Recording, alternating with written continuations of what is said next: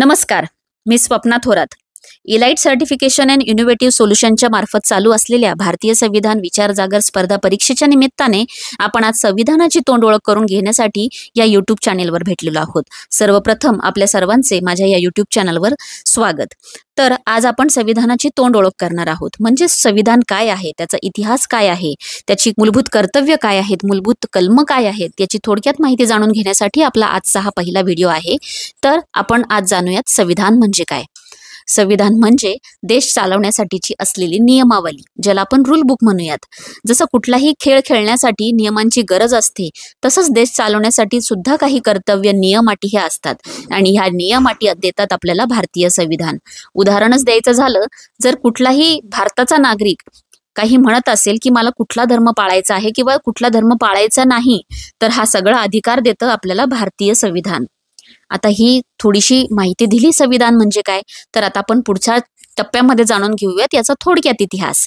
तर भारताचं संविधान 26 नोव्हेंबर 1949 रोजी स्वीकारण्यात आलं आणि 26 जानेवारी 1950 रोजी अंमलात आलं, ज्याला आपण प्रजासत्ताक दिन म्हणतो. आणि आत्ताचं हे जे वर्ष 2025 हे भारतीय संविधानाचं अमृत महोत्सवी वर्ष आहे.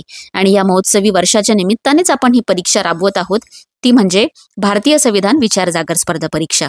या परीक्षेची माहिती मी पुढे देणारच आहे. तत्पूर्वी आपण संविधानाच्या इतिहासाबद्दल आणि त्याच्या प्रमुख घटकांबद्दल जाणून घेऊयात. तर डॉक्टर बाबासाहेब आंबेडकर हे संविधान समितीचे अध्यक्ष होते. त्यांना आपण भारतीय संविधानाचे शिल्पकार म्हणतो. संविधानाचे प्रमुख घटक जर सांगायचे झाले, जर भारतीय संविधान हे 25 भागांमध्ये आहे, ज्याच्यामध्ये 12 अनुसूच्या आहेत आणि सध्या त्याच्यामध्ये 448 कलम आहेत. त्यातले काही महत्वाची कलम आपल्याला रोजच्या दैनंदिन जीवनामध्ये अधिकार आणि कर्तव्य आणि आपली हक्क सांगत असतात. त्यातलं महत्वाचं कलम मी तुमच्यासमोर मांडते. त्यातलं पहिलं कलम आहे ते म्हणजे कलम 14, ज्याच्यामध्ये आपल्याला समानतेचा अधिकार मिळतो, राईट टू इक्वॅलिटी. याचाच अर्थ काय, तर सर्व भारतीयांना कायद्यासमोर समान वागणूक मिळते. हे उदाहरणासह मी स्पष्ट करते. जसा गरीब आणि श्रीमंत यांच्यावर काही जर गुन्हा झाला तर या दोघांसाठी संविधानामध्ये समान कायदा लागू आहे. यानंतरचं आर्टिकल आहे आर्टिकल 19, ज्याच्यामध्ये अभिव्यक्ती स्वातंत्र्य आपल्याला मिळतं, म्हणजेच फ्रीडम ऑफ स्पीच. याचा अर्थ काय, तर आपण आपली मतं मोकळेपणाने मांडू शकतात. याचं सोप्या भाषेत उदाहरण सांगायचं झालं तर आजकाल आपण सोशल मीडिया हे मोठ्या प्रमाणात यूज करतो. तर त्यामध्ये आपल्याला कमेंट्स करण्याचा, त्याच्यावर मत मांडण्याचा अधिकार आहे. म्हणजेच इंस्टाग्राम, यूट्यूब, फेसबुक यावर आपण मतं मांडू शकतो. पण ते मतं इतरांच्या भावना दुखवत नाही तोपर्यंत ते आपण मतं मांडू शकतो. हे अभिव्यक्ती स्वातंत्र्य आपल्याला संविधान देतं, ते कलम 19 मध्ये. आता पुढचं कलम आहे ते म्हणजे कलम 21, ज्याच्यामध्ये आपल्याला जीवनाचा आणि व्यक्तिगत स्वातंत्र्याचा अधिकार मिळतो, ज्याच्यामध्ये प्रत्येक व्यक्तीला समानतेने जगण्याचा अधिकार आपल्याला संविधान देतं. म्हणजेच काय, उदाहरण सांगायचं तर सरकार कोणालाही बिनदिक्कत अटक करू शकत नाही, कुठल्याही सबबीशिवाय ते त्याला अटक करू शकत नाही. हा स्वातंत्र्याचा अधिकार आपल्याला संविधान देतं. यानंतरचं महत्वाचं कलम म्हणजे कलम 32, ज्याच्यामध्ये मूलभूत अधिकारांचं संरक्षण आपल्याला हे कलम सांगतं. याच्यात जर याचा अर्थ आहे, जर आपले अधिकार भंग झाले तर आपण थेट सर्वोच्च न्यायालयामध्ये दाद मागू शकतो, आपले हक त्यामध्ये आपण जाऊ शकतो. उदाहरणार्थ, जर शाळा कॉलेजेसमध्ये ST SC मुलांना प्रवेश मिळत नसेल, प्रवेश जर ती शाळा कॉलेज नाकारत असेल, तर तुम्हाला तुमचा तक्रार करण्याचा अधिकार हा संविधान देतो.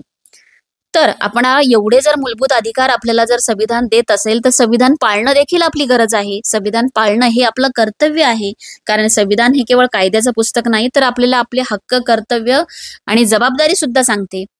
फॉर एक्झाम्पल, आपल्याला संविधान हे मतदानाचा हक्क देते, पण आपण योग्य उमेदवार निवडून देशाच्या भल्यासाठी मतदान करणं हे आपलं कर्तव्य आहे. आणि आता संविधान म्हणजे देशाचा आत्मा. संविधान आपल्याला लोकशाहीमध्ये जगण्याचा अधिकार देतं. सर्वात मोठी जगातली कुठली लोकशाही असेल तर ती भारतातली आहे. म्हणजेच काय, सरकार जनतेसाठी, जनतेने आणि जनतेच्या द्वारे चालवलं जातं, असं हे संविधान जे लोकशाहीवर आधारित आहे, टिकलेलं आहे. याचं उदाहरण म्हणजे आपल्या भारताचा पंतप्रधान निवडण्याचा अधिकार आपल्याला भारतीय संविधान देतं. म्हणूनच संविधान शिकणं, त्याला जाणून घेणं ही आज काळाची गरज आहे. आणि प्रत्येकाने आपले हक्क, मूलभूत कर्तव्य आणि जबाबदारी जाणून घेण्यासाठी आपलं संविधान आहे. तर आपण आज संविधानाची तोंड ओळख घेतली, संविधानाबद्दल थोडीशी माहिती जाणून घेतली. तर याच्या पुढच्या व्हिडिओमध्ये आपल्याला संविधानाबद्दल, त्याच्या भागांबद्दल, त्याच्या अनुसूच्यांबद्दल आणि त्यांच्या कलमांबद्दल सखोल माहिती ह्या पुढच्या व्हिडिओच्या माध्यमातून आपल्याला मिळत राहणार आहे. आणि तत्पूर्वी आपल्याला भारतीय संविधान विचारजागर स्पर्धा परीक्षेमध्ये देखील सहभाग नोंदवायचा आहे. कारण आपण ह्या स्पर्धेमध्ये सहभाग नोंदवला तर आपल्याला संविधान अजून सखोल पोहोचणार आहे. ही परीक्षा आम्ही पूर्ण महाराष्ट्रभर राबवत आहोत, ज्याचं विभाजन आम्ही 3 गटांमध्ये केलेलं आहे. ज्याचा पहिला गट हा 7वी ते 10वीचा आहे, दुसरा गट हा 11वी ते पदवीपर्यंतच्या विद्यार्थ्यांचा आहे आणि तिसरा गट हा खुला गट, म्हणजे महाराष्ट्रातला कुठलाही नागरिक या स्पर्धेमध्ये पात्र आहे, तो सहभागी होऊ शकतो. याची नोंदणी प्रक्रिया ही कंपनीची वेबसाईट, संकेतस्थळ www.ecisindia.com या वेबसाईटवर आपण जाऊन आपली नोंदणी करू शकता. याची नोंदणी फी 500 रुपये आहे. आपली नोंदणी ह्या वेबसाईटवर झाल्यानंतर, जी MPSCच्या धर्तीवरच आहे, ती नोंदणी झाल्यानंतर आम्ही तुम्हाला घरपोच आपल्या जिल्ह्यामध्ये आपण दिलेल्या पत्त्यावर संविधानाचं पुस्तक पाठवणार आहोत. आणि त्या संविधानाच्या पुस्तकातूनच पुढचा आपला हा पेपर होणार आहे, जो 100 मार्कांचा असणार आहे, ज्याच्यामध्ये 90 मार्क हे ऑब्जेक्टिव्ह म्हणजेच पर्यायी, बहुपर्यायी प्रश्न असणार आहेत. ABCD ह्या पर्यायमधनं आपल्याला तो उत्तर निवडायचा आहे. हे 90 मार्कांसाठी असणार आहे आणि 10 मार्कासाठी आपल्याला 2 प्रश्नांची उत्तरं थोडक्यात लिहायची आहे, जी 5-5 मार्काला आहे. तर असा 100 मार्काचा पेपर हा तुमच्या जिल्ह्यामध्ये होईल. तुम्ही जे सेंटर निवडणार आहात त्याच सेंटरमध्ये ही परीक्षा राबवली जाणार आहे.